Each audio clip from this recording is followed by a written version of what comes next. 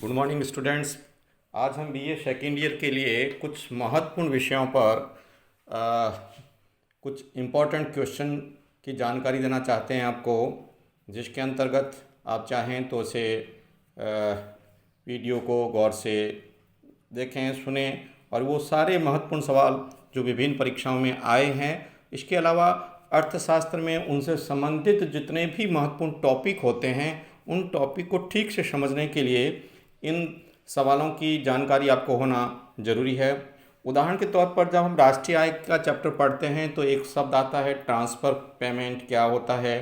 तो यहाँ पर हम दो बातों पर आपको जानकारी देना चाहते हैं। एक है ट्रांसफ़र अर्निंग, यानी जिसे हम हस्तांतरण आय कहते हैं, हस्तांतरण आय, और दूसरा है हस्तांतरण आय और दूसरी है हस्तांतरण भुगतान।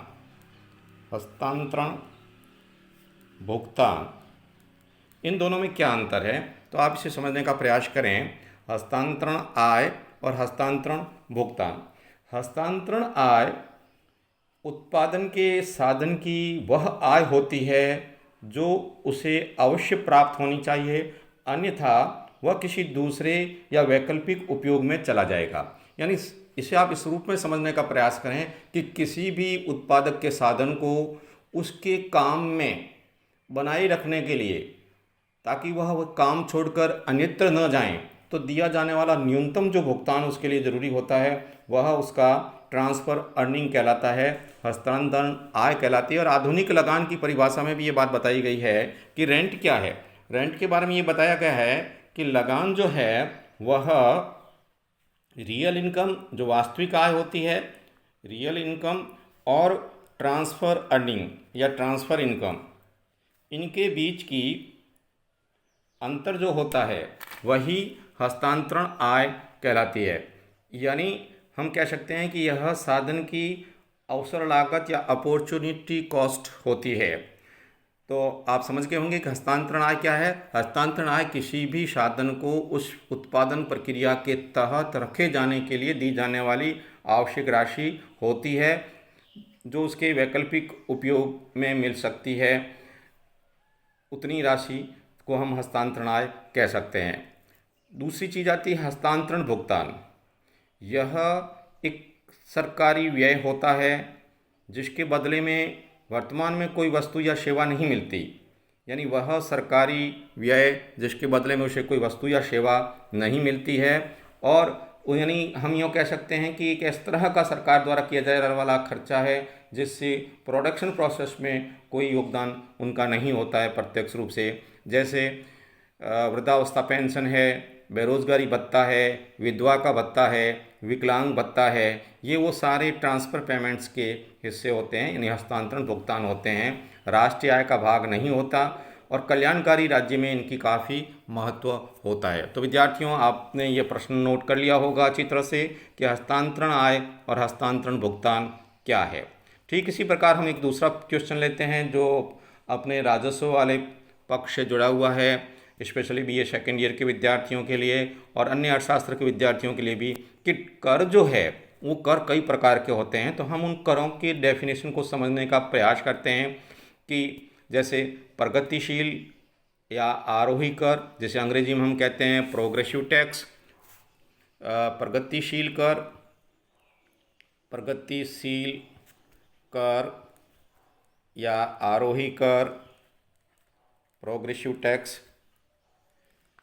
दूसरा जैसे हम कह सकते हैं आनुपातिक कर, आनुपातिक कर, जैसे प्रोपोर्शनेट टैक्स कह सकते हैं, प्रोपोर्शनल टैक्स। और तीसरा जो होता है वह है प्रतिगामी कर, जिसे हम कह सकते हैं रिग्रेसिव, रिग्रेसिव टैक्स।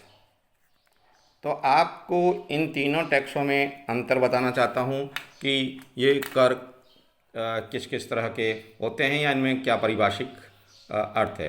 प्रगतिशील कर प्रणाली में आमदनी के बढ़ने के साथ साथ कर की दर भी बढ़ती है। यानी जैसे जैसे किसी व्यक्ति की इनकम बढ़ती जाती है वैसे वैसे उस पर टैक्स भी बढ़ता हुआ बढ़ता जाता है, तो ऐसे प्रकार के टैक्स को हम प्रगतिशील या प्रोग्रेसिव टैक्स कहते हैं। और यह प्रोग्रेसिव टैक्स किसी भी अर्थव्यवस्था में एक इक्विलिटी लाने या आर्थिक समानता लाने के लिए आवश्यक हो जाता है। दूसरा कर आता है आनुपातिक कर। इस प्रकार के कर को की प्रतिशत दर स्थिर रहती है। कहने का अभिप्राय है कि जिस प्रपोर्शनेट में इनकम बढ़ती है उसी प्रपोर्शनेट में टैक्स बढ़ता जाए तो हम उसे प्रपोर्शनेट टैक्स कहते हैं।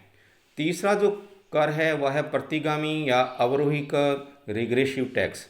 रिग्रेसिव टैक्स में ये होता है कि जैसे जैसे इनकम बढ़ती जाती है वैसे वैसे व्यक्ति का जो कर है, व्यक्ति जिसे कहना चाहिए उस पर लगने वाला जो टैक्स है वह घटता जाता है। कहने का अभिप्राय है आय के बढ़ने के साथ कर की दर घटती है, तो उसे हम रिग्रेसिव टैक्स कहते हैं।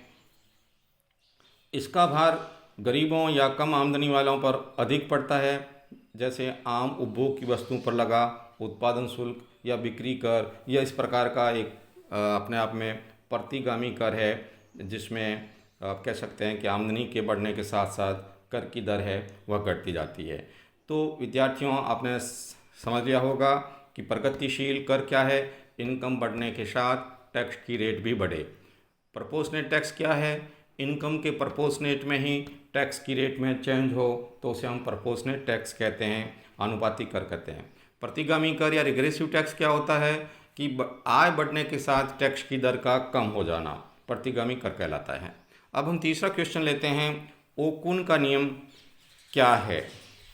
ओकुन के नियम में ऑर्थर ओकुन ने सकल राष्ट्रीय उत्पाद जीएनपी और बेरोजगारी के चक्रीय परिवर्तनों में परस्पर संबंध बतलाया था। यानी ओकुन ने जो है वह किसी भी देश के अंदर जो उसकी जीएनपी है और जो बेरोजगारी की दर है इसके बीच किस प्रकार का परिवर्तन, चक्रीय परिवर्तन क्या होता है, उन दोनों में परस्पर संबंध को बताने का प्रयास किया।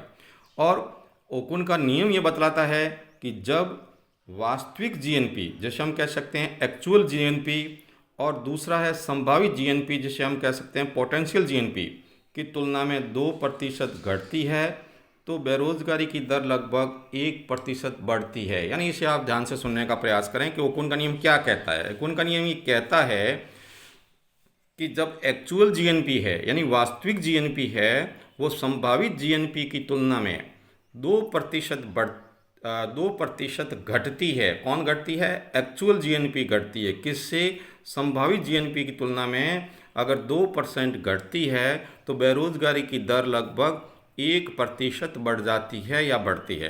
पहले के अनुमानों में यह था 3:1 का रेशियो था कि यदि वो 3% घटती है। क्या घटती है? पुनः ध्यान से सुने। Real actual GNP potential GNP या संभावित जीएनपी की तुलना में पहले 3% घटती थी तो बेरोजगारी की दर 1% बढ़ती थी, यानी उस समय अनुपात 3:1 था और अब 2:1 है। संभावित जीएनपी वह अधिकतम जीएनपी होती है जो एक देश अपने साधनों का उपयोग करके प्राप्त कर सकता है।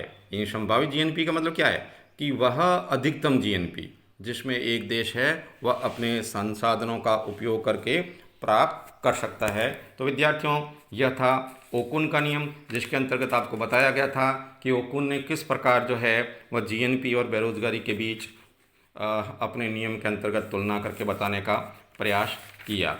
अब हम अगला क्वेश्चन लेते हैं, वह भी बहुत इम्पॉर्टेंट है। कई बार जो है वो हमें कंफ्यूज करता है और इसमें आप जो डेफिनेशन शब्दावली वाले है सवाल, जैसे अस्फीति जिसे हम कहते हैं डिफ्लेशन। देखिए ध्यान से इन शब्दों में समझने का प्रयास करें। अस्फीति, इसे हम कहते हैं डिफ्लेशन। और दूसरा शब्द है विस्फीति। इसे हम कहते हैं डिसइन्फ्लेशन। और तीसरी जो शब्द है तीसरा संस्फीति, इसे हम कहते हैं रीफ्लेशन। अब आप विद्यार्थियों इन डिफ्लेशन, डिसइन्फ्लेशन और रीइन्फ्लेशन को समझने का प्रयास करें, ये क्या है। सबसे पहले हम लेते हैं अवस्फीति। अवस्फीति या डिफ्लेशन कीमतों में सामान्य स्तर में गिरावट की दशा को दर्शाती है। यानी ये जो है स्फीति में जहाँ कीमतें बढ़ती है सामान्य, तो अवस्फीति जो है डिफ्लेशन है, इसमें कीमतों में सामान्यतः गिरावट दिखाई देती है। दूसरा शब्द है विस्फीति, जिसे हम कह सकते हैं डिसइन्फ्लेशन।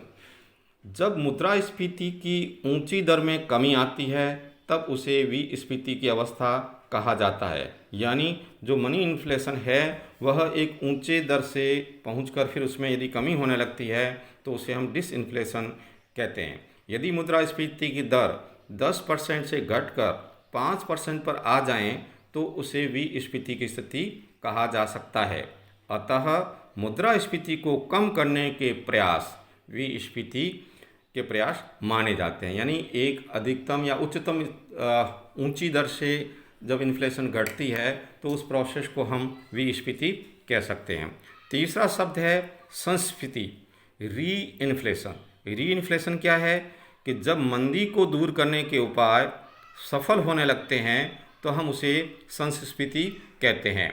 यानी मंदी जिस समय जो है कि एकदम बेरोजगारी छा जाती है, कीमतें गिरती है, तो उनको दूर करने के जो उपाय होते हैं उसे री इन्फ्लेशन कह सकते हैं। इसके अंतर्गत बेरोजगारी को कम करने के लिए समग्र मांग को बढ़ाया जाता है। ब्याज की दर घटाने से इन्वेस्टमेंट में वृद्धि की जाती है। यानी ब्याज की दर घटाने का प्रयास किया जाता है ताकि इन्वेस्टमेंट बढ़े, और इन्वेस्टमेंट बढ़ता है तो मंदी की स्थिति में सुधार होता है। इसी प्रकार हम करों में कमी करके भी इन्वेस्टमेंट को बढ़ाने का प्रयास करते हैं, इन्वेस्टमेंट को प्रोत्साहित करते हैं। अतः ये जो है रीफ्लेशन, इसके वे उपाय कहे जा सकते हैं जिसमें मंदी को दूर किया जाता है। तो विद्यार्थियों, आज हमने कुछ ऐसे महत्वपूर्ण छोटे किंतु इम्पोर्टेंट सवाल बताने का प्रयास किया जिसके अंतर्गत हमने देखा कि जो ट्रांसफ़र अर्निंग और ट्रांसफ़र पेमेंट क्या है, फिर जो टैक्सेशन है इसमें प्रोग्रेसिव टैक्स क्या है, प्रोपोर्शनल टैक्स क्या है, और आपका रिग्रेसिव टैक्स क्या है। इसी प्रकार हमने अंकुर का नियम बताने का प्रयास किया, और साथ ही साथ हमने इन्फ्लेशन से संबंधित जुड़ी हुई 3 टर्मिनोलॉजी को बताया कि डिफ्लेशन क्या है, डिसइन्फ्लेशन क्या है और रिफ्लेशन क्या है। हम आगे की वीडियो में आपको फिर इस प्रकार के महत्वपूर्ण तथ्यों से जानकारी या सवाल उपलब्ध कराते रहेंगे जो आपके लिए अर्थशास्त्र के विषय को समझने में बहुत कुछ सहायता प्रदान करेगा, और अर्थशास्त्र जो है वह आप ठीक से समझ पाएंगे। इस प्रकार यह आज जो हमने वीडियो आपको भेजा है, आगे के सवालों में और स्पष्ट किया जाएगा और अन्य सवालों से आपको रूबरू करा जाएगा। और इसमें संबंधित यदि कोई आपको शंका हो, समस्या लगे, तो आप फ़ोन करके संपर्क कर सकते हैं। धन्यवाद।